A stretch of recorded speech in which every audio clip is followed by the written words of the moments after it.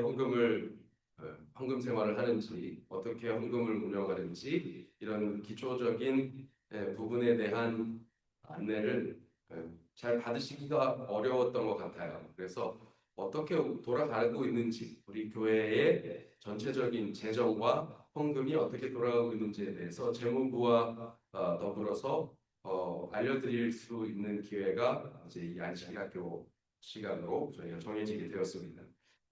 그래서 이 내용을 좀 알려드리기 위해서 자료들을 제가 좀 지금 나눠드렸는데요.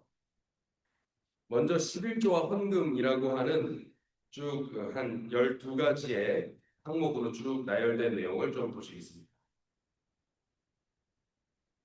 11조와 헌금. 예, 헌금의 기본 정신은 하나님의 세계에서 모든 것이 다 하나님의 소유다라고 하는 것에 대한 기본적인 원리를 갖는 것입니다.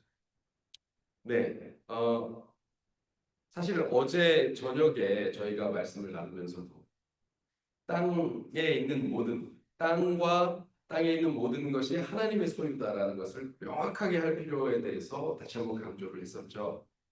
그래서 여기 다윗의 시를 보면 땅과 거기 충만한 것이 세계와 그 가운데 사는 것이 다 누구의 것이다? 하나님의 것이다. 여호와의 것이다. 여호와라는 그 칭호 자체가 당신께서 창조하신 피조물에 대한 당신의 이름이세요. 스스로 있는 자다. 그러므로 너희는 나로부터 비롯되었다. 라는 것에 대한 이름이시거든요. 우리가 아버지를 왜 아버지라고? 아버지라는 호칭이 나를 낳아주신 분에 대한 호칭이기 때문에 그래요. 그분을 아버지라고 부르는 것, 이게 다른 사람의 아버지는 아버님이라고. 예, 이게 사실 표준어의 정확한 호칭입니다. 그래서 아무한테나 어머니, 아버지라고 부르면 안 돼요. 그것은 나의 친아버지, 친어머니에 대한 호칭입니다. 뭐 예를 들어서 박 집사님의 어머님 이렇게 존칭으로 이렇게 우리 장 집사님의 아버님 이렇게 제가 불러야지 장 집사님 아버지라고 부르는 것은 사실은 적절한 표현은 아닙니다. 아버지, 어머니는 나의 단독적인 나의 직계 그 아버지에게만 부를 수 있는 호칭.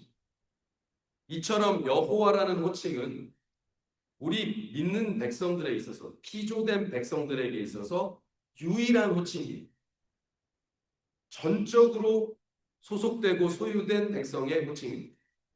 그러므로 여호와라는 것을 이름을 부르고 또 여호와를 섬긴다고 하는 자들은 자기의 모든 것이 그분으로부터 비롯되었다는 것을 인정하는 것이 중요합니다. 아닌데요. 저는 제가 번 돈으로 제가 땅 문서 계약해서 이 땅 제 땅인데요. 이렇게 주장하실 수 있습니다. 그러나 그 사인하게 한 손은 어디서 났습니까? 네, 그리고 그렇게 벌 수 있게 한 이 모든 생명과 재능과 힘은 어디서 다 나왔습니까? 그래서 타고 올라가면 결국 하나님께서 제공해 주신 것입니다. 그리고 다 인생을 살아보셔서 알지만 삶을 자기 능력으로 사는 사람은 정말 이 땅에 아무도 없는 것 같습니다. 모두가 다뭐 더불어 산다고 얘기하는데요. 덕을 입고 삽니다. 덕 입고 은혜 입고 비로소 삽니다. 그래서 그것을 받은 바대로 또 누군가에게 베풀며 삽니다. 이것은 하나님의 복의 통로고 하나님의 은혜의 통로. 이 원리가 모든 세상에 뻗쳐 있습니다. 그래서 헌금의 기본 정신은 모든 것이 하나님의 것이고 이 모든 것을 하나님께 다시 돌려드립니다라는 정신을 가지고 있습니다. 그래서 내가 내 것을 내 것이라고 인정하지 않는 이거 마치 홍길동이 아버지를 아버지라고 부르지 못하는 것 같은 느낌이지만 사실은 그렇기 때문에 하나님께서 주신 것이 더 명확하기 때문에 내가 온전하게 그것을 가지고 있을 수 있는 것입니다. 내가 가졌다 그러면요. 누가 나에서 뺏어가면 그것은 내 것이야. 그러나 하나님의 것을 내게 맡기셨다고 하면 그것을 가져가도 하나님의 것이고 다시 주셔도 하나님의 것이고 그것이 내게 있던 누구에게 있던 다 하나님의 것이기 때문에 내가 그것을 욕심내고 안달날 필요가 없어요. 하나님께서 필요에 따라서 내게 머물게 하시고 내게 거둬가시기도 하기 때문입니다. 그것은 생명도 시간도 모든 소유도 마찬가지입니다. 자, 그렇게 그러한 원리들을 쭉 나열한 것입니다. 그리고 4번으로 가겠습니다. 11조는 무엇을 위해서 제정된 제도일까요? 하나님께서 처음에 그 이 온 땅의 것을 만들고 사람으로 하여금 하나님을 믿는 백성으로 하여금 하나님을 믿는 진노로 내가 너에게 준 10분의 1을 다시 내게 돌려라 이렇게 명령하신 것입니다. 그래서 우리는 우리의 뭐 노동이나 우리가 어떤 힘써서 거둔 소산의 10분의 1을 다시 하나님께 돌려드림으로 내가 내게 주신 것들과 내가 그 힘을 써서 그것을 거둘 수 있게 한 내 힘과 나의 모든 것에 대한 주권을 인정하는 표로 열의 하나를 구별해서 하나님께 드리는 제도로 제도화한 것이죠. 그래서 그것으로 예전에는 레위인들을 섬겼습니다. 레위인들과 제사장들의 몫이 되었습니다. 삶의 몫이. 그런데 오늘날에는 이 제도를 활용해서 예, 그 전임 사역자들, 그러니까 자기의 삶을 다 이 사역에 투자하는 사람, 혹은 하나님을 섬기겠노라고 이 교회 안에서 활동하는 에 필요한 재정을 지원하는 데다가 이제 이것을 사용하게 되죠. 그 교회 헌금은 그렇게 제도가 된 것입니다. 그런데 그 가운데 이제 11조를 특별히 떼서 레위인에게 주던 11조이기 때문에 이것을 사역자들에게만 교역자들에게만 특별히 이렇게 주는 것으로 이 제도를 제한하는 형태로 가져가고 있습니다. 그래서 11조를 드린다는 것이 곧 열의 하나를 구별하고 그것을 하나님께 드린다는 뜻인데 하나님의 소유를 인정한다는 뜻인데 하나님의 소유를 인정한다는 것은 하나님께서 지으신 만물이 잘 운영되는 데에다가 나의 힘을 보태겠다라고 하는 표현으로 이제 같이 이제 이것이 드려지는 것이고 그것에 봉사하는 자들에게 이제 그 헌금이 이제 예물이 제한적으로 적용이 되었다라는 것을 이제 알게 되는 것입니다. 그러면 이렇게 하면 그러면 우리에게 또 돌아오는 게 있습니다. 안 주셔도 상관은 없는데 사실 열을 주시고 하나를 걷어가시면 나머지 9은 누군 거예요? 너네 써라 라고 주신 거예요. 그러니까 사실 내가 손해볼 건 없어요. 열의 하나를 드린다고 해서 이게 내가 지금 내 입장에서 신앙이 없던 상황에서 보면 내가 열을 다 쓰다가 하나를 뺏기는 것 같은 기분이지만 사실은 하나님께 내가 열을 받았다는 것이 인정되는 사람들은 이 중에 하나를 드리는 것이 빚지는 장사가 아니에요. 뭐 속된 말로. 그럼에도 불구하고 이 열의 하나를 다시 돌려드리는 것에 대해서 하나님께서 너희가 잘했다 하면서 칭찬하시는 이 보상을 해주십니다. 7번입니다. 만군의 여호와가 이르노라 만군의 여호와가 이르노라 너희의 온전한 11조를 창고에 들여 나의 집에 양식이 있게 그것으로 나를 시험하여 내가 하늘 문을 열고 너희에게 복을 쌓을 것이 없도록 붙지 아니하나 보라. 만군의 여호와가 이르노라 내가 너희를 위하여 메뚜기를 금하여 너희 토지 소산을 먹어 없애지 못하게 하며 너희 밭의 포도나무 열매가 기한절에 떨어지지 않게 하리니 너희 땅이 아름다워짐으로 모든 이방인들이 너희를 복되다 하리라. 만군의 여호와의 말입니다. 네, 온 우주의 주인이신 하나님께서 보장하시는 것입니다. 내가 열을 줄 건데 열이 얼만큼인지 알아요? 분량이 없어요. 사실 처음에 요만큼 받은 것도 열이 그 중에 열의 하나를 떼서 드리면 하나님께서 열을 다시 주시는데 그때 열은 요만큼이 아니라 풍년의 열. 그럼 다시 이 열의 하나를 또 드려요. 처음에 저도 뭐 예를 들어서 세뱃돈으로 10,000원을 받으면 그 중에 1,000원을 이렇게 11조를 드리고 했습니다. 나머지 이제 은행에 갖다 놓고 이게 그때 어린 마음에 그게 너무 재밌었어요. 은행에다 돈 저축하고 거기에 이자가 몇백 원씩 붙고 이런 것이 너무 재밌었어요. 그때는 우리나라가 참 성장하고 IMF 전이었기 때문에 너무 재밌을 때였습니다. 은행 이름도 기억합니다. 중도기업은행. 예. 그런데 예, 나중에 이제 저희 삼촌이 기분을 내셨는지 저 중학교 올라갈 때쯤이었나 10만 원을 주시는 거예요. 예. 와 이거 10만 원을 받으니까 야 이게 손도 떨리고 마음도 떨리고 그래서 거기서 만 원을 떼서 11조를 드리려니까 이게 안 되더라고요. 내가 9만 원 저축한다는 생각은 못하고 만 원 뗀다는 생각이 더 많아. 여러분 우리가 100만 원을 벌 때와 1000만 원을 벌 때와 억을 벌 때와 조를 벌 때와 이게 다른 것 같지 않습니까? 벌써 느낌이 거기서 떼서 열애할 때는 그런데 우리가 나머지 주시는 아홉을 생각 못하고 욕심을 내면 그게 아까워요.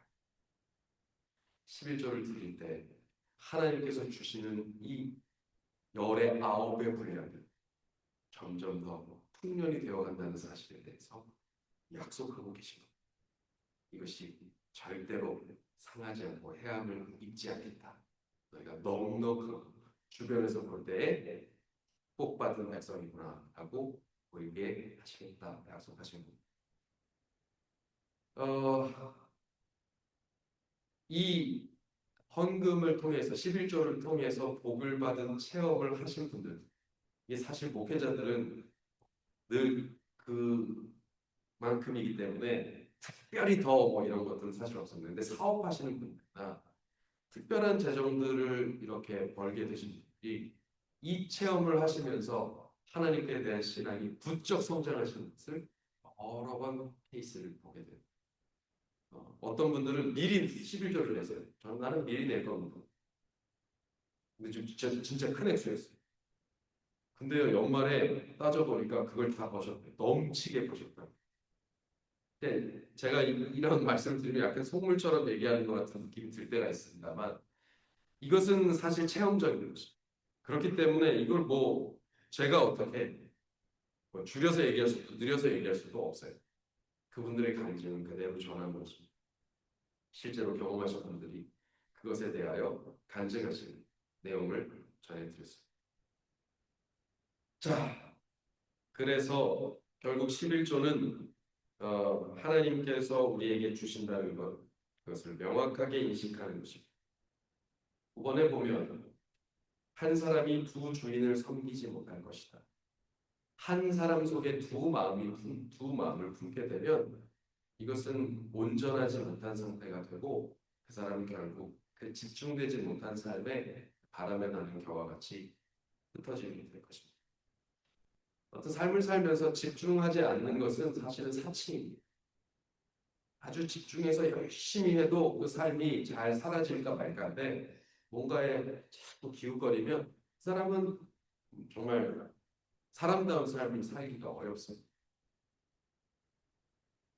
이처럼 신앙하는 자들이 하나님께 대하여 집중하고 그 믿음에 이렇게 정진하는 것을 원칙으로 삼고 첫 번째 내 우선순위에 두지 않고 자꾸 다른 욕심을 부리게 되면 사실 우리는 하늘도 얻지 못하고 세상도 얻지 못합니다. 바보가 되어요. 그래서 여러분들은 먼저 그의 나라와 그의 의를 구하여서 그의 나라의 주인공이 되는 그런 백성들이 되시길 바랍니다. 자, 그럼 11조는 어떻게 사용되는 것이 좋을까요? 성전의 일을 하는 자들, 그들이 성전에서 나는 것을 먹는다. 이런 원칙에 따라서 목회자들과 사역자들에게 11조가 주어지게 되는 것입니다. 자, 헌물을 드릴 때는 그래서 우리가 그런 마음이 인간적으로 들어올 수 있습니다만 인색함으로나 억지로 하지 않도록 하시면 좋겠습니다. 자, 그리고 뒷장으로 넘어가겠습니다. 11조 헌금에 대한 기본 원칙을 좀 전에 말씀드렸고요.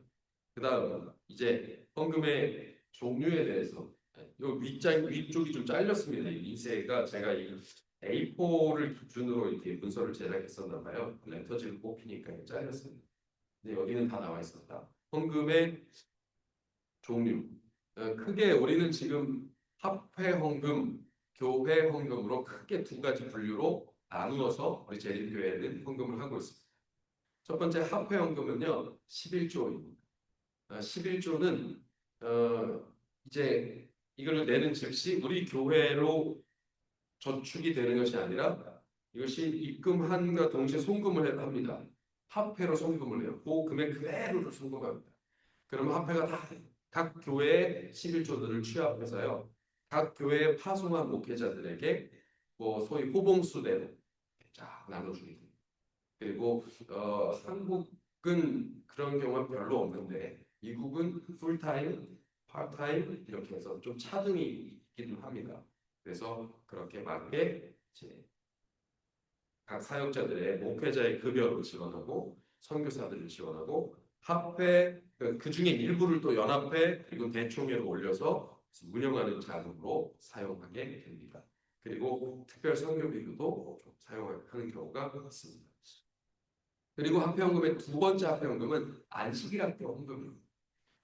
우리는 지금 따로 드리고 있지는 않지만 안식일학교 헌금은요 각 반별로 나눠서 옛날에 조명록이라고 하는 것을 드리면서 안식일학교 헌금을 냈어요. 제 어릴 때는 한선교선이 멀리 떠난다 둥실둥실 떠난다 먼 나라 어린이를 위하여 헌금 가득 싣고서 이렇게 이런 노래를 부르면서 헌금을 했어요.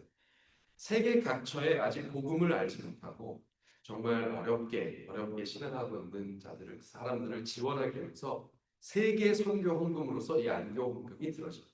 그래서 이 안교 헌금을 모아서 이것을 합회로 보냅니다. 해외 선교사를 파송하고 글로벌 프로젝트를 진행하는 자금으로 사용하게 됩니다. 그 다음 교회 헌금입니다. 교회 헌금은요 보통 월정 헌금, 감사 헌금, 도루가 헌금, 또 그 외 기타 특별한 헌금들로 이루어집니다. 11조와 안교 헌금을 제외한 거의 다 모든 헌금이 다 교회 헌금이라고 보시면 됩니다.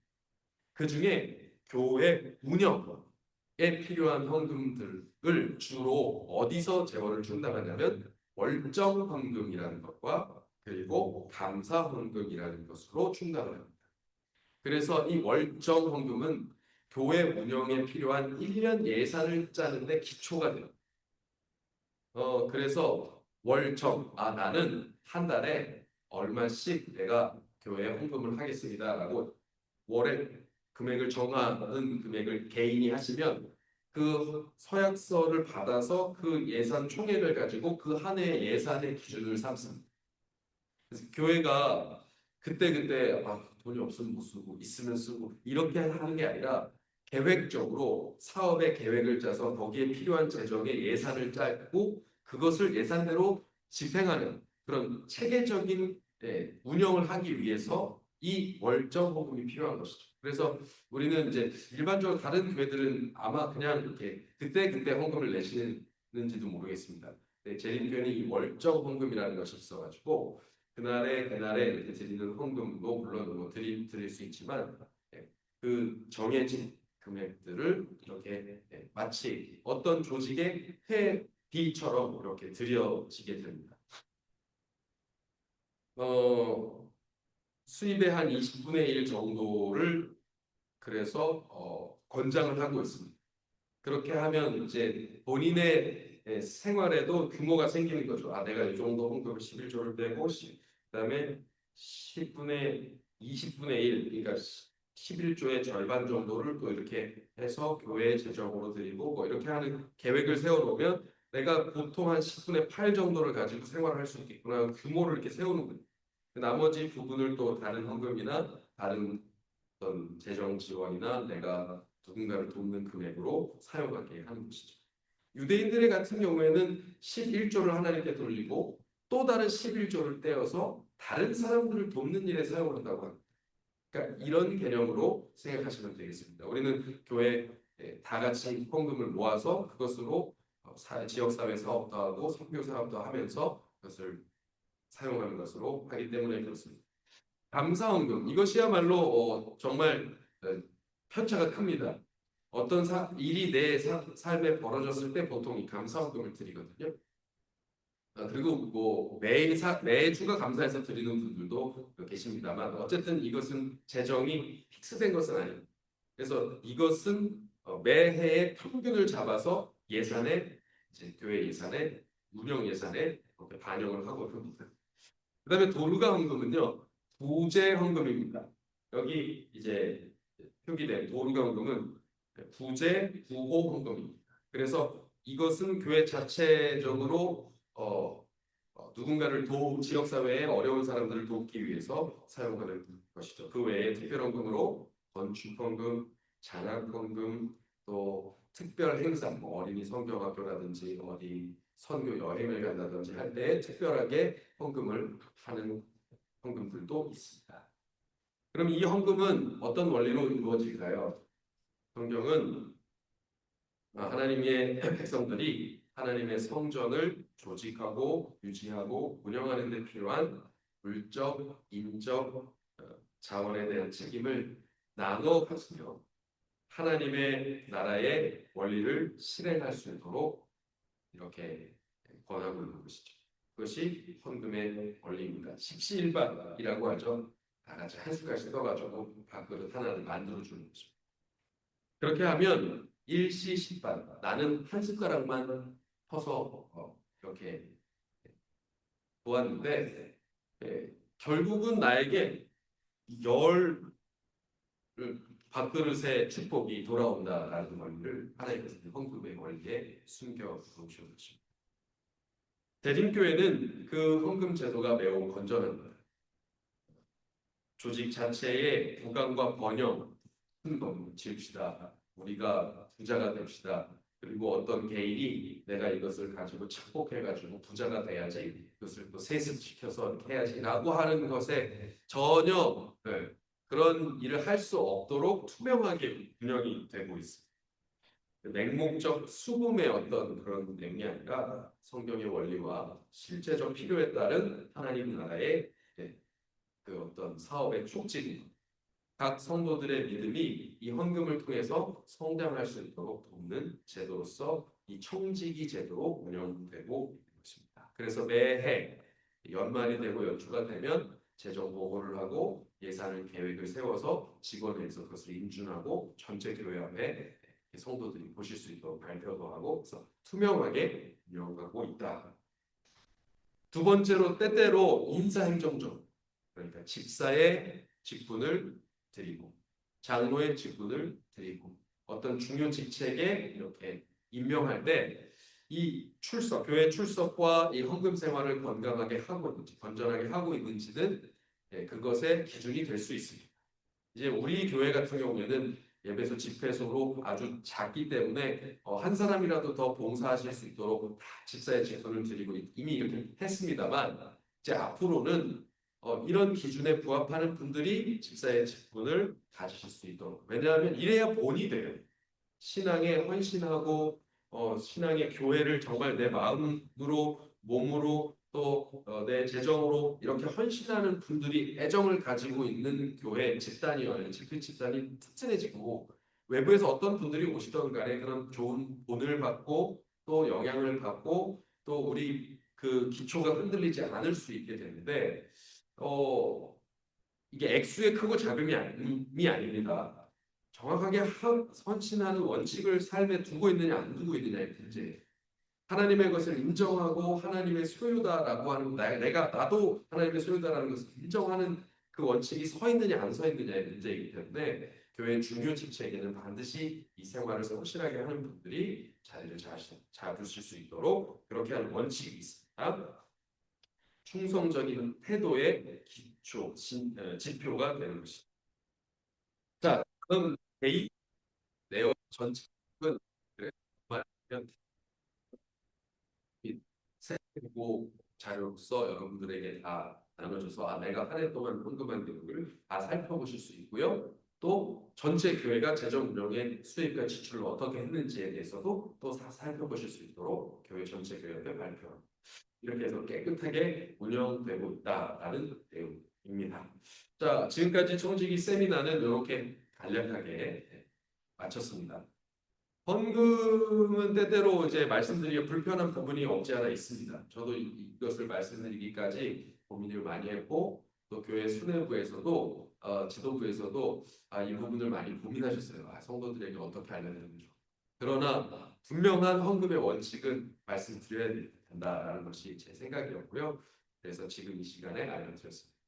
그리고 다 앞서 말씀드린 대로 월정 헌금, 우리가 조직적인 어떤 선교 활동을 하고 우리 교회가 더 성장하고 체계 잡힌 어떤 성장을 하기 위해서는 반드시 재정이 같이 가야 되는데 그 재정적 안정성이 뒷받침되어야 되는데 그것은 월정 헌금에서 나옵니다.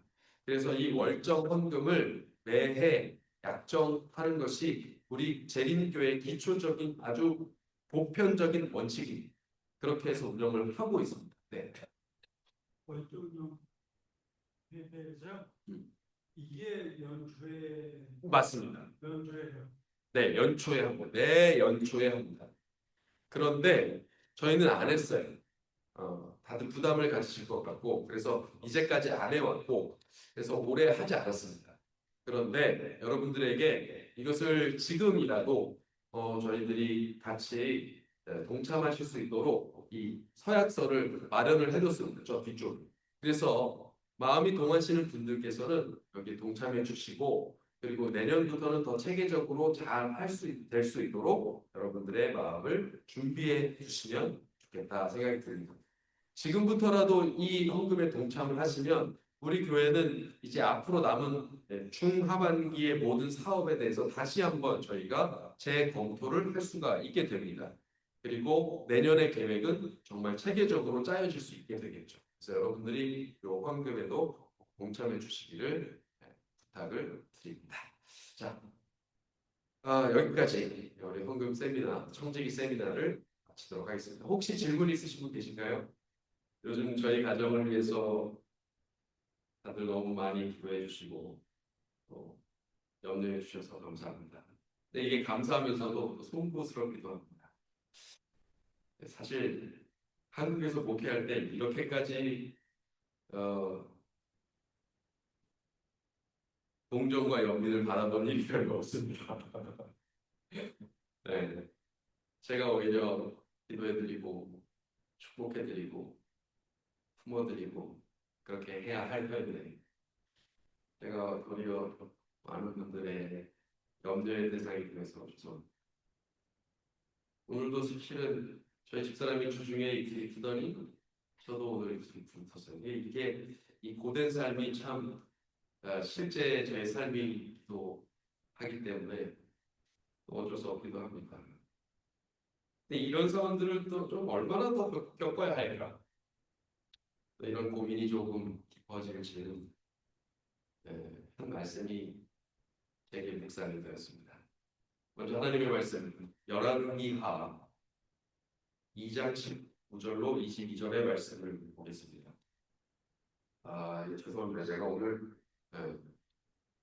한국말을 잘 못할 친구들이 올 거라고 생각을 못해서 영어 텍스트를 제가 잘 준비를 못했습니다. 예, Second Kings라고 아마 될 겁니다. 2장 19절로 22절. 엘리사가 여리고에 머무는 중에 그 성읍 사람들이 엘리사에게 말하되 우리 주인께서 보시는 바와 같이 이 성읍의 위치는 참 좋습니다.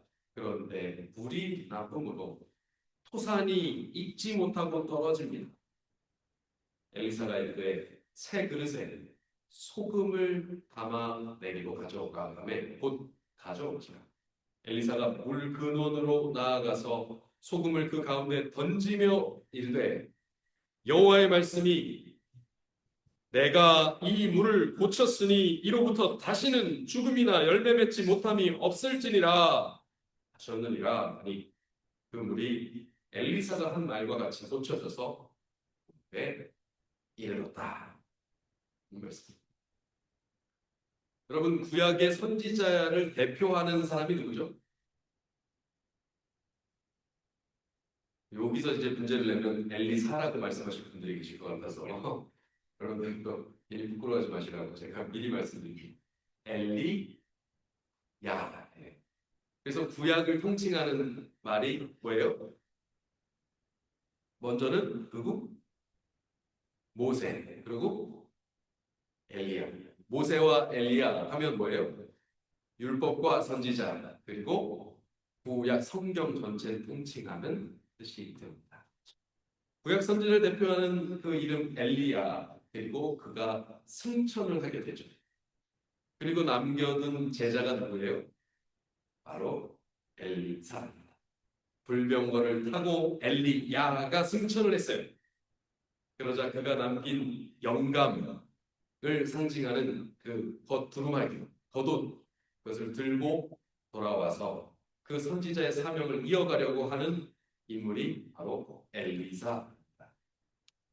그리고 그 첫 장면에서 만나는 도시가 어디냐? 엘리야가 이제 돌아왔어요. 엘리야는 승천하고 엘리사가 이제 혼자 터덜터덜 왔어요. 그 만난 첫 도시가 어디예요? 여리고입니다. 여리고, 영어로 제리코, 여리고. 예, 이 뜻은 향기의 장소 뭐 이런 의미를 가지고 있어요. 원어적인 뜻은. 그런데 별명이 하나 있는데요. 그게 뭐냐면 종려의 성읍, 종려나무. 예수님이 나귀를 타고 지나가실 때 뭐를 흔들었어요? 종려나무 가지를 흔들고 그 밑에 막 못을 깔고 이렇게 종려나무. 구원의 기쁜 소식을 전할 때 구원자가 오실 때 흔드는 나무가 종려나무. 근데 종려나무가 많이 자라는 곳이 여기에. 그 종려나무는 또 오아시스의 상징입니다. 샘이 아주 좋다는 뜻이에요. 그래서 이 여리고가 그런 곳인데 지금 보니까 무슨 문제가 생겼어요? 샘물이 안 좋대요. 아주 번성한 도시, 그 당시에 도시가 번성하려면 반드시 물이 좋아야 돼요. 샘이 아주 좋은 곳이었는데 여리고가 샘이 안 좋은 곳이 됐다는 이건 문제가 커져. 왜 이런 일이 벌어졌습니까? 사해에서 약간 북서쪽으로 올라오는 요단 바로 맞은편에 있는 그래서 우리가 지금 공부하고 있는 민수기 마지막 장에서 모압 평지에서 요단강을 경계로 바로 건너편에 있는 곳이 바로 여리고 성이었어요.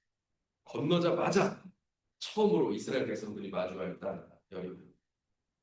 그 여리고가 이제 이 훗날에 이미 이제 이스라엘 영토가 되어 있었어요. 그래서 그곳에서 그곳이 이제 처음으로 이스라엘 백성이 점령한 땅이었는데 이 땅은 지진, 전쟁, 뭐 또 무슨 기타 참화 등으로 조금씩 위치가 변형됩니다. 여리고 도시의 위치는 조금씩 바뀝니다. 근데 그 여리고 성으로 이제 그쪽을 통칭하는 거죠. 어쨌든 비옥한 오아시스였어요. 그런데 이 땅이 왜 물이 안 좋아졌을까 이렇게 생각해 보니까 아무래도 그때 그 사건 때문인 것 같아요. 여호수아 6장에서 어떻게 됩니까? 여리고를 치죠. 첫 번째 점령지 여리고를 치면서 하나님께서는 항상 이 첫 번째 첫 소산, 장자 이거 다 누구 거라고 그래요? 이건 내 거다. 들어가서 처음 친 이 성은 바친 물건이 되었다. 바친 물건은 거룩하게 되었다라는 것과 똑같습니다. 그래서 이건 다 누구에게 돌려야 돼요? 하나님께 돌려야 돼요. 거기 전리품을 내가 취하면 됩니까? 안 돼요. 안 돼요. 이 전리품을 취한 사람이 있었나요? 누가 있었어요? 그때? 누구? 아간이 이거 띵땅 쳤다가 어떻게 됐습니까? 예. 그 다음에 이스라엘 백성 전체가 손해를 봤죠. 그래서 더 작은 성 아이성 치러 갔다가 그냥 된통 당했습니다. 자, 그 성이 바로 여리고. 그러니까 온전히 바친 물건이 되었습니다. 이걸 건들면 저주받아요. 이거는 완전히 진멸하고 다 없이 해야 됩니다. 그리고 거기서 나오는 모든 것들은 다 여호와의 성전으로 바쳐야 돼요. 그런데 그렇게 하면서 동시에 어떤 일을 하냐면 여호수아가 저주를 합니다. 이 땅은 다시 번성하지 않는. 이 여리고성 무너진 이 터를 다시 세우려고 할 때 장자가 죽을 것이고 문을 세울 때 차자가 죽는 거야. 이렇게 실제로 그런 일이 벌어졌습니까? 네, 그런 일이 벌어졌어요. 그래서 아마 그 아합 시대에 베델 사람 히엘이라는 사람이 와가지고 여기를 건축을 하기 시작하는 거예요. 실제로 그때 기초를 놓을 때 마다들이 있고 문을 세울 때 방해하는 일이 있습니다. 실제로 그런 일이 벌어져요. 바친 물건, 이미 들여진 물건이 된 성의 저주는 이렇게 이어집니다. 그래서 그때 그 저주 이후로 아마 심지어 물맛도 안 좋아지는, 물도 더럽혀진 땅이 되지 않았나라고 유추해 볼 수 있죠. 그런데 지금 이 엘리야와 엘리사의 시대에 이 땅은 재밌는 땅이 되었어요. 분명히 멸망했는데 다시 이렇게 세웠죠. 그리고는 그 지역을 어떻게 이렇게 된 건지 모르겠어요. 그러니까 한국의 이 군부대, 제가 군인을 했으니까 군부대들이 어디 주로 세워지는지 아십니까? 이거 사실 우리 교회하고 좀 관련이 없는 얘기긴 하지만 음양 음양오행 뭐 이런 거 따지잖아요. 풍수 지리 이런 거 따지잖아요. 우리나라 사람들이. 그래서 음기가 많은 그런 골짜기 같은 데 있죠. 그런 데다가 군부대를 갖다 놔. 그래서 양기가 충천한 젊은이들이 거기 가갖고 국토의 윤기를 막는 이런 썰이 있습니다. 여리고 땅이 저주받은 땅이어서 그랬나요? 엘리야와 엘리사는 선지자 학교를 세웁니다. 영적으로 거기를 장악하는 거예요. 실제로 많이 회복됩니다. 그래서 그곳에 있는 사람들이 거기서 영적으로 성장하기 시작해요. 그런데 딱 한 가지 뭐가 나왔어요? 우리한 좀 그래서 토지 소산이 잘 안 자라고 있거니 이것 좀 어떻게 해결해 주실 수 없겠습니까? 엘리사가 소금 가져와 보세요. 소금은 상징하는 바가 뭡니까? 하나님의 언약입니다. 변치 않는 하나님의 언약을 소금에 많이 깃대줘요. 아마 그런 연고로 소금을 가져오라고 얘기했을 가능성이 높고요. 또 혹은 이 독성이 있는 것을 해결하기 위해서 소금으로 한번 정결하게 한다는 의미도 있었을지 모르겠습니다.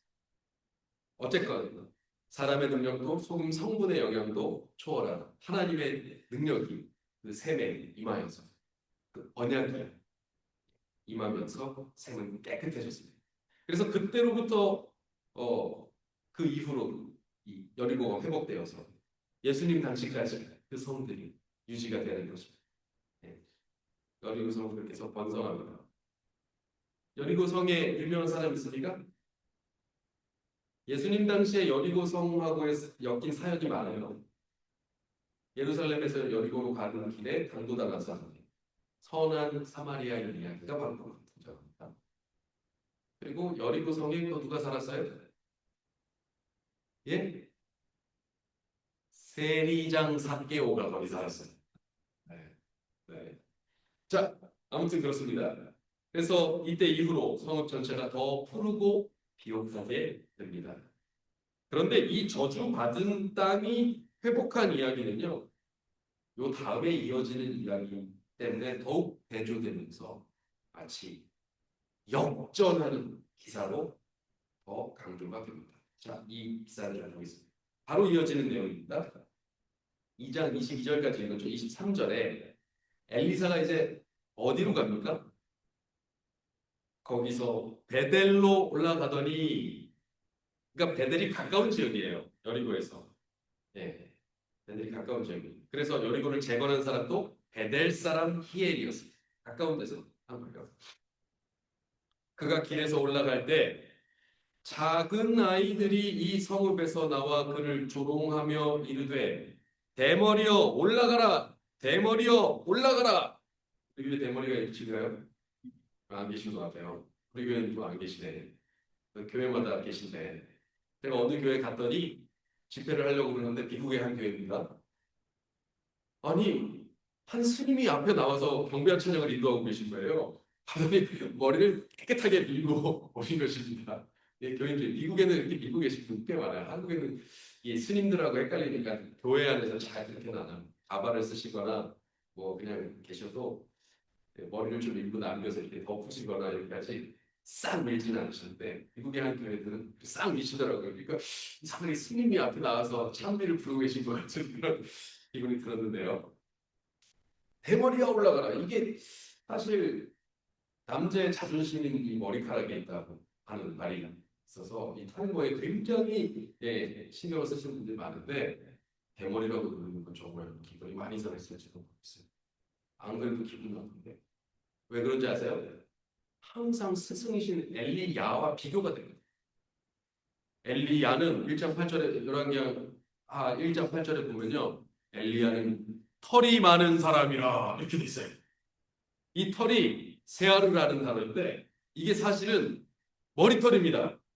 그러니까 머리털이 풍성해요. 압살롬, 삼손, 나시린 서원 할 때 삭도를 대지만 이 얘기가 다 이 세아르에 걸쳐 있어요. 그러니까 이 털이 많은 사람은 몸에만 털이 많은 사람이 아니고 머리가 북실북실 많은 사람을 말합니다. 그러니 자기 스승은 머리가 북실북실 많은데 제자는 말띠가 돼 있어가지고 그러고 쫓아다니면 누가 스승이고 누가 제자인지 헷갈릴 정도가 되지 않았을까. 안 그래도 나 자존심 상하고 스승님이 지금 승천하셔서 혼자 있는 게 우울하기도 했는데 이것들이 나를 건드네. 이런 말을 들었을까요? 엘리사가 뒤로 돌이켜 그들을 보고 여호와의 이름으로 저주함에 곧 수풀에서 암곰 2마리가 나왔어. 아이들 중에 42명을 찢었다. 와, 어디서 났어? 엘리사가 거기서부터 갈멜산으로 가고 그래서 사마리아로 다시. 이거 기사 참 불편한 기사입니다. 우리 아이들이랑 그러면 여기 아이들 와 있잖아요. 곰이 아이들을 상하게 한다 그러면 야 이거는 지금 우리가 몸을 맞고 우리가 당하고 이제 아이들을 지켜야 되지 않겠습니까? 근데 지금 아이들은 42명 이렇게 됩니다. 뭐 했다고? 대머리에 올라가라! 대머리에 올라가라! 이렇게 놀렸다고. 이걸 어른이 못 참고 저주를 해서 곰이 나와서 죽이겠다고. 야, 이 기사 너무 불편해요. 그렇죠? 너무 불편합니다. 먼저 베델이라는 지역부터 좀 알아보겠습니다. 그 이야기를 설명하겠습니다. 특별히 베델이라는 지역은 예로부터 축복의 성읍입니다. 야곱이 형 에서를 피해 도망할 때 돌베개를 베고 잤던 지역이 바로 이 지역 베델입니다. 거기서 무슨 꿈을 꿨어요? 사다리가 하늘까지 연결된 꿈을 꿨어요. 그래서 이곳이 하나님의 집이다 해서 벳엘, 엘은 하나님, 벳 이건 집, 베들레헴 이거 뭡니까? 벳레헴, 레헴은 떡이에요. 떡집 이거예요. 벳엘, 엘 하나님의 집, 하나님의 집. 이 축복의 성읍이에요. 약속의 집 아닙니까? 내가 다시 돌아올 때 이곳에서 하나님께 예물을 드리고 11조를 드리겠습니다. 막 약속하고 그리고 내가 너를 떠나지 않겠다. 언약과 그것이 수행되고 지켜진 성취의 그런 자리에 너무 축복의 자리가 바로 베델 땅입니다. 그런데 바로 이 아름다운 성에서 아주 불쾌한 이야기가 등장하는 거예요. 그것도 구약을 대표하는 선지자 엘리야의 제자가 첫 사역을 시작하는 그 두 장면, 여리고와 베델 이 장면에서 이 첫 두 사역지에서 아주 불편하게 시작합니다. 여리고까지 좋았어요, 그렇죠? 불을 정화시키고 그 땅을 저주받았던 땅을 회복시키고. 그런데 지금 이 축복받은 땅을 저주하는 것 같은 얘기가 나와요. 사실 저도 처음에 이 성경을 읽으면서 이 장면은 참 이해하기 어렵고 인정하고 싶지 않았던 장면. 너무 불편해가지고요. 그냥 대충 지나갔어요. 단지 선지자 조롱했다는 일이고 어린 아이들이 42명이나 거기서 죽는 것은 너무 비참한 일 아니에요. 여러분 어떻게 해석하고 계세요? 이거 해석이 좀 되셨어야 돼요. 네, 왕은 늘 불편한 상태에 있으니 오늘 그 불편함을 좀 해소해야 되도록 하죠. 이건 무엇보다도 하나님의 성품과도 이후에 사명을 수행해야 되는 선지자의 행보와도 도무지 연결이 되지가 않아요.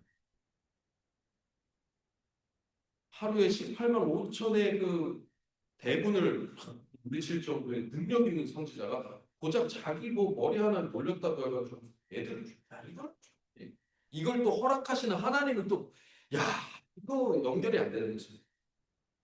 이제 막 선지자가 된 엘리사가 왜 이런 일을 했을까? 또 이런 일을 왜 당했습니까? 또 이런 안 좋은 복수의 기록으로 그런 사역을 시작할까? 오늘 그 이야기를 좀 보려고 합니다. 먼저 여기 작은 아이들이라고 표기가 되는데요. 여기서 말하는 작은 아이들. 그것은 히브리어로 나르라는 단어입니다. 아이, 소년, 젊은이 이런 뜻을 가지고 있어요.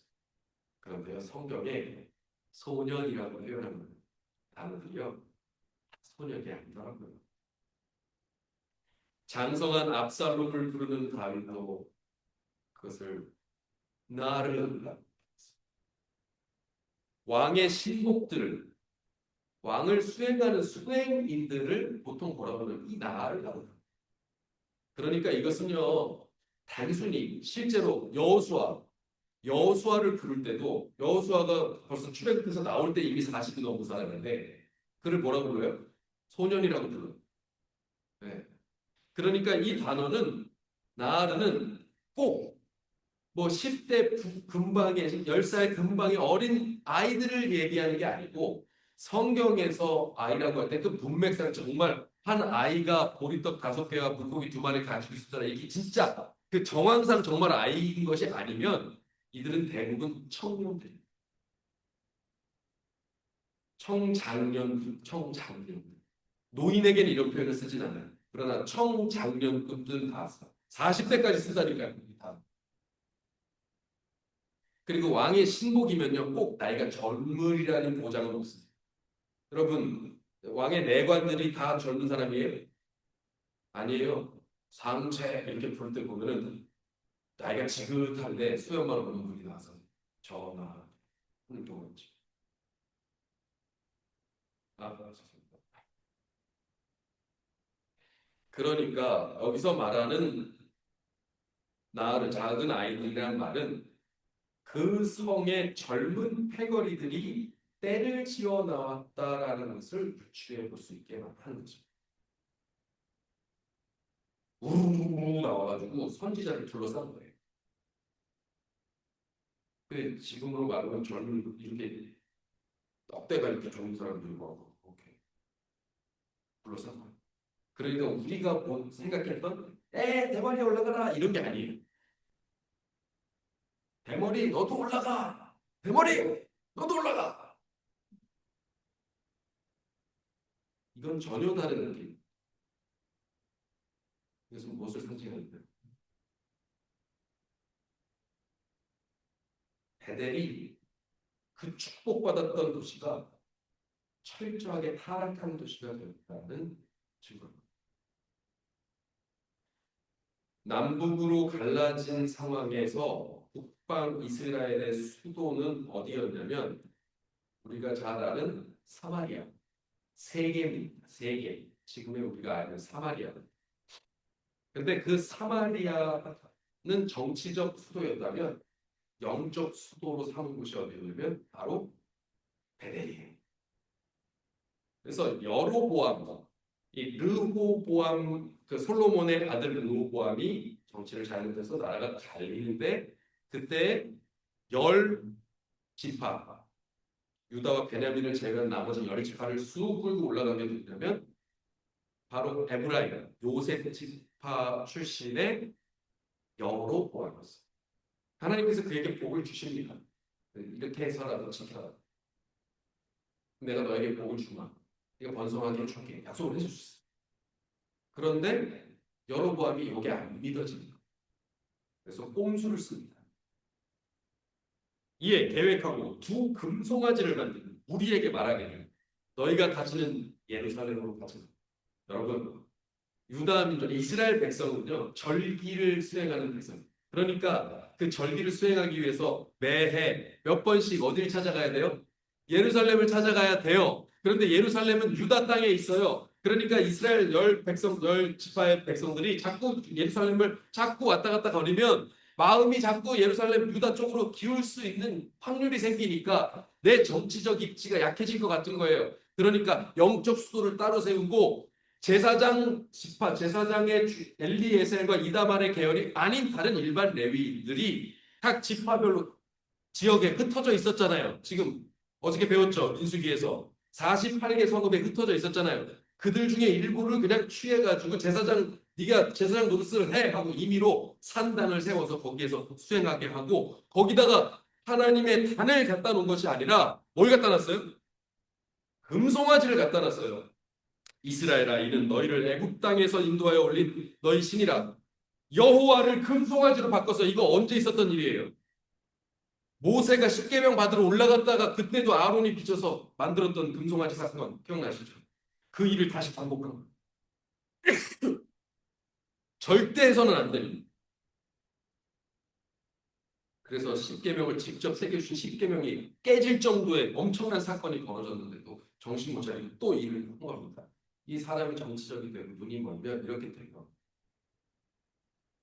그래서 그 신을 하나는 두고 베델에 두고 하나는 저 북방 끝에 있는 단에 두고 단이니까 단지파 그 땅에 두고 그래서 신앙 활동을 위해 예루살렘으로 가는 길목을 막은 것입니다. 그 베델이 이렇게 내려가는 그 길목이 있다.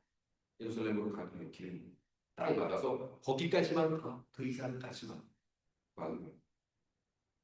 이후로 북방 이스라엘은 왕부터 백성들 모두가 음란하게 이 송아지를 삽니다. 그래서 계속 성경의 기록에 보면 그들이 뭐 최대한 열심히 하려고 했으나 여로보암의 느봇의 아들 여로보암의 죄에서는 떠나지 못해. 요 말이 뭐예요? 요 금송아지를 얘기해요. 요걸 없애지 못한 거예요. 요걸 언제 없앴을까요? 누가 언제 없앴어요? 히스기야도 이걸 제대로 청산을 못했어요. 바로 요시야가 있는 요시야가 개혁을 시작하자마자 직방으로 그냥 직진으로 올라간 데가 어디예요? 베델부터 올라갔어요. 그래서 거기서 그 황금 송아지부터 다 없애고 거기 있는 제사장들 다 죽이고 거기를 잿밭으로 만드는 것이 요시야 개혁의 시작점. 바로 이곳이 됩니다. 그래서 이 북방 이스라엘은요 선왕이라고 부를 사람이 한 사람도 등장을 안 합니다. 근간에 우상 숭배가 깔려 있기 때문입니다. 그 도시가 어디예요? 그 도시 중심 도시가 바로 이 베델인 것입니다. 축복과 약속과 성취의 도시가 지금 우상 숭배의 본상이 하나님의 집이라 불리던 도시가 저주와 멸망의 도시가 된 것입니다. 바로 그러한 분위기 속에서 성장한 젊은이들이 새로 임명된 선지자의 소식을 들으니 하나님의 선지자 보고 시비를 걸려고 나온 거예요. 그런데 그냥 단순히 선지자네 하고 즉흥적으로 우발적으로 나온 게 아니에요. 보니까 죽어간 사람만 몇 명? 찍힌 사람만 42명. 그러면 안 찍힌 사람도 있을까요? 있겠죠. 그럼 100명 이상이라는 이 정도는 조직적으로 나오고 계획적으로 나오고 선지자가 샀다며 그리고 우리가 눌러 발반하려고 시작했어. 이게 또 어설프게 개혁한다고 들이대면 우리 이권이 다 요거 될 텐데 조직 폭력배들은 당신 카르텔인데 조직적으로 나왔어. 그들 죽은 자만 40인. 여러분 실제로 생각해보세요. 어린아이, 10세가량의 어린아이들이 부모의 통제도 없이 그만큼의 때를 이루어가지고 선지자를 노리러 나온다. 이 사실 상식적으로 안 맞는 얘기. 저 정도 뭉치려면 다른 나이대에 실제로 굉장히 조직적으로 움직였다라는 것을 확인할 수 있어요. 10세 부분의 아이들은, 티네이저들은 그렇게 할 수가 없어요. 우발적으로 괜히 놀림을 할 수 있어요. 근데 그 장면이 아니라는 겁니다. 그들은 조직폭력배 수준의 떼거리들이 있어요. 특이한 점은 단순히 불량한 습성을 가진 사람들이 아니에요. 하나님의 선지자를 모욕하는 것은 굉장히 신성 모독적인 태도인데도 그들이 서슴지 않았다는 거죠. 조폭들이 조금 힘이 세지면 경찰을 안 무서워해요. 그렇죠? 이미 그 윗선하고 막 줄이 가 있다. 와서 수사해? 아이, 잡아가. 나 금방 풀려나. 겁을 안 해요. 지금 이들은 신성 모독적 태도를 서슴지 않았다는, 그건 뭐예요? 이미 그 베델 지역의 종교적 지도자들과도 이미 그들의 암적인 커넥션이 있다는 거예요. 선지자가 봐도 무서워하지 않아요. 이제 이쯤 되니까 여러분 속에서 의문이 일어나지 않습니까? 저는 이게 이렇게 묵상이 되니까, 야, 이것들 이래서 그랬구나. 하나님께 대한 두려움이나 선지자에 대한 일만의 존경도 볼 수 없을 정도, 정말 총체적으로 totally 폐역한 도시가 되어서 완전히 절망적인 땅이 된 베델의 상태입니다. 이름은 베델인데 전혀 베델이 아니에요. 여러분, 예수님 당시에 성전이 어떻게 돼 있었어요?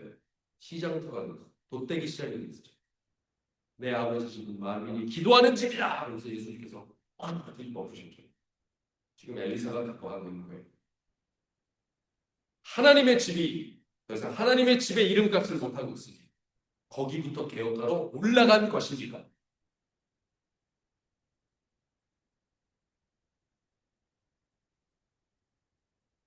그 위대한 선지자의 엘리야의 승천이 그에게는 아주 우스운 일이 있습니다. 그러니까 거기에 빗대서 사람 대머리기도 하겠다. 대머리야, 너도 올라가 버려. 너도 올라가는 기적이나 해. 여기 와서 까불지 말고 여긴 우리 나와 말이야. 어딜 건들려고 해 하면서 선지자가 딱 개혁하고 들어간 그 거금을 정면으로 와서 막고 딱 지킨 거예요. 그게 이 아이들이라고 하는 그 단어에 가려진 진짜 모습입니다. 그러므로 엘리사의 베델은 매우 의도적이고 사명의 첫 걸음, 명분 있는 행보였다. 그리고 북이스라엘의 처참한 타락의 관문 같은 곳이 바로 베델이었고 그곳을 개혁하는 것이 엘리사의 첫 사명의 걸음이었다라는 것입니다. 이런 단순히 선지자를 함부로 한 정도가 철저한 하락상이 안온된 결과물로서의 모욕을 한 것이었다라는 것입니다. 대머리와 외모 비하와 사명을 조롱하는 것 뒤에 이런 게 숨어 있었다는 것. 여기서 까불지 말고 꺼져. 우리는 그런 개혁이 필요 없어. 개혁해서 우리의 기권을 상실하고 싶지 않아. 신적, 영적 권세를 정면으로 대항하고 방해하는 한 조직적 문제입니다. 그래서 저는 적 여호와라고 표현하고 있습니다. 적 그리스도라는 표현을 쓰잖아요. 적 여호와의 선봉이 되어 있는 베델의 모습. 그래서 신임 선지자 엘리야의 첫 두 사역은 여리고와 베델에서의 사역은 이것이 축복과 저주가 역전되는 안전된 모습을 드러내 보여준다는 것입니다. 이 가나안으로 들어올 당시에 받쳐진 물건, 받쳐진 성이 되어서 철저하게 진멸되고 재건에 대한 저주까지 받았던 땅, 바로 여리고. 그리고 반대 쪽에서 이스라엘의 역사 이래로 약속과 회복과 이 성취의 상징이 되어 온 하나님의 집 베델, 이 두 땅의 운명이 이 저주와 축복이 역전이 돼서 축복과 저주가 되는 거죠. 이 두 땅의 운명이 역전된 이 모습이 오늘 우리에게 주는 메시지는 무엇일까요? 여러분, 여기서 우리가 어떤 메시지를 찾을 수 있을까요? 살다 보면 때때로 긴 어둠의 터널을 지나는 것 같은 그런 시간이 있는 것 같습니다. 이 형편이 언제쯤 나아질까 하는 생각에만 갇혀서 하루하루를 보내다가 하염없이 시간이 흘러가는 이 허무한 감정에 매몰될 때가 있습니다. 뭐 요즘 젊은 애들이 이런 말을 잘 써요. 이번 생은 망했나? 내 삶은 망한 건가? 왜 이리 운이 없을까? 성경에는 뭐라고 표현합니까?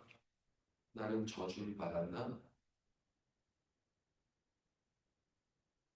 예수님 당시 수많은 사람들이 바리새인들의 이 분리주의적 교육의 피해자가 되어서 이 극복할 수 없는 그들의 형편과 죄의 무게를 짊어진 채로 힘들어서 꾸역꾸역 죽지는 못해서 이렇게 살아가고 있을 때 예수님께서 등장하셔서 말씀하시는 거예요.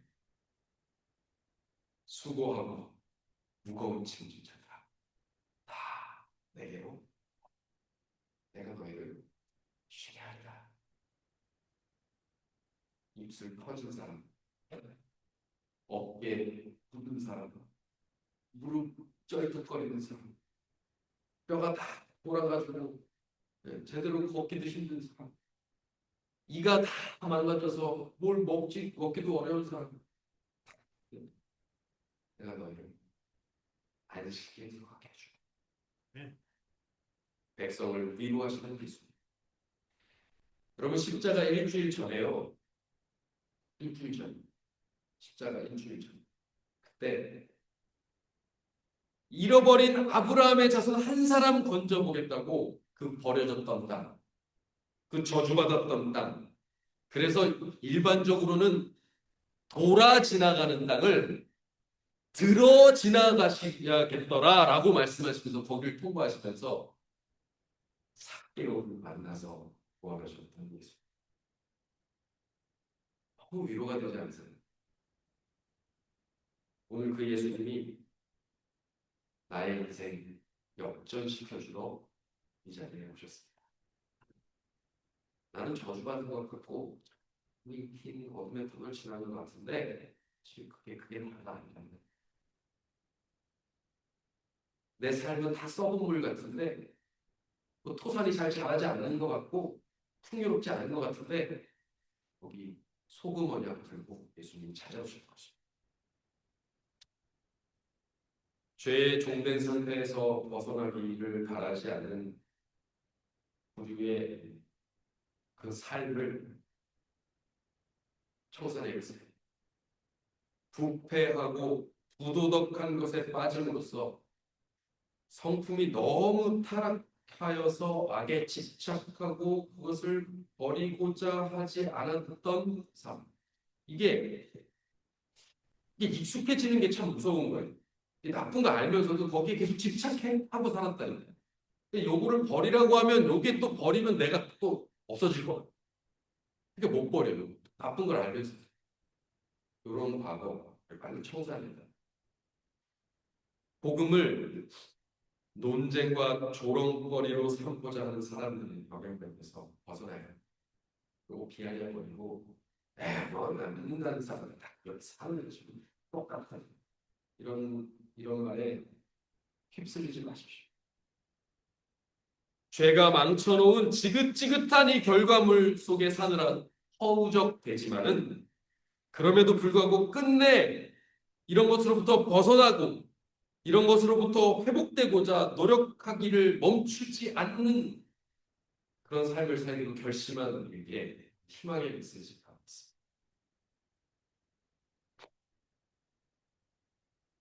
그러나 구주께서는 아무리 죄에 빠져 있을지 하늘의 귀중한 진리를 받아들이고자 하는 사람은 단 한 사람도 지나쳐 버리지 않으셨다. 세리, 창기, 그 당시에 저 저주받는 사람들은 인간 취급도 못 받던 사람들에게 있어서 그분의 말씀은 새 생의 시작이 되었다. 주께서 일곱 사귀를 쫓아낸 귀신을 쫓아낸 막달라 마리아는 구주의 무덤에 맨 마지막까지 남아있던 사람이자 그분께서 돌아가신 아침에 맨 먼저 가서 인사했던 사람이었다. 인생 역전입니까? 네, 역전. 여러분의 과거의 모든 삶을 저는 알지 못합니다. 제 모든 과거의 삶도 여러분이 알죠. 그러나 그 삶이 고되고 혹은 때로는 추악했을 수도 있습니다. 예. 그런데 그거 염려하지 마십시오. 다 뭐 하신다고요? 역전시키신다. 하나님이 여러분의 삶을 어디로 이끄실지 속단하지 마십시오. 미리 난 안 돼. 난 글렀어. 이렇게 얘기하지 마십시오. 그분을 믿으십시오. 오직 한 분, 미쁘신 그분을 믿으십시오. 내 삶이 죄의 저주에서 역전되어서 축복이 될 것을 믿으십시오. 우리는 세리고 창기고 죄인의 괴수였지만은 재림의 그날 구름 가운데 임하시는 예수님께 우리 서로 앞다투어 달려가서 인사를 건넬 사람들이 될 것을 믿으십시오. 하나님께서 그 역전의 명수이십니다. 오늘 우리 삶을 바꿔놓으실 것입니다. 말씀 마치겠습니다. 우리 찬미 115장 함께 힘차게 일어나서 부르시고 115장 크신 하나님의 사랑 크신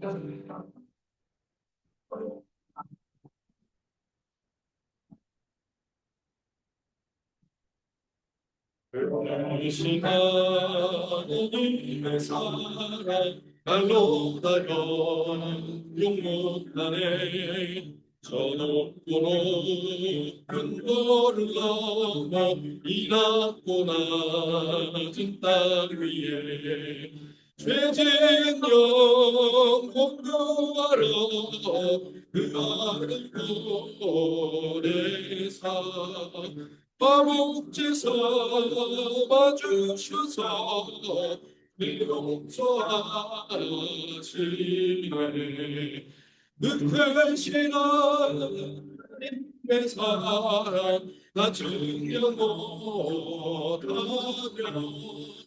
영원히 변치 않는 사랑 속도여 찬양하세 외로운 시절 지나고 이 세상여 와시는데 주 믿지 않는 너의 사랑 그 소리 외쳐도 주 믿어서 너들에게 그 사랑 베푸사 우리 죄를 살았으니 그의 이주가 그 크신 하나님의 사랑 다 증명 못하고 영원히 변치 않는 사랑 성도여 찬양하세 바다 물고 샤고 하늘을 두고 가리고 하나님 사랑을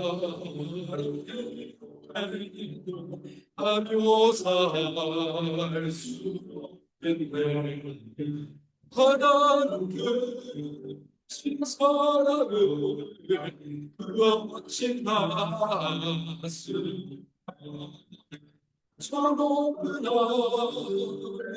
하늘이라도 감당치 못하리 그 크신 하나님의 사랑 닿지 못하리 영원히 끊지 않는 사랑 손보여 찬양하세.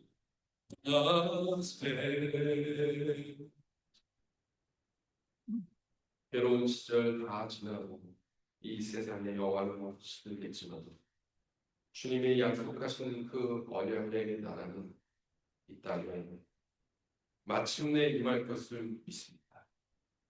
이제 주님의 사랑을 듣는 믿음, 우리의 삶을 역전될 것도 믿사오니 주여 우리를 주님의 땅으로 인도하여 주시옵소서. 그 땅에 합당한 백성으로 꼴지어 주시옵소서. 지난 모든 죄악의 삶을 다 청산하고 이제 오직 주님 뜻대로 살기로 결심하오니 영원히 변치 않는 그 사랑 찬송하며 살게 하여 주시기를 예수 그리스도 이름으로 축원하옵나이다.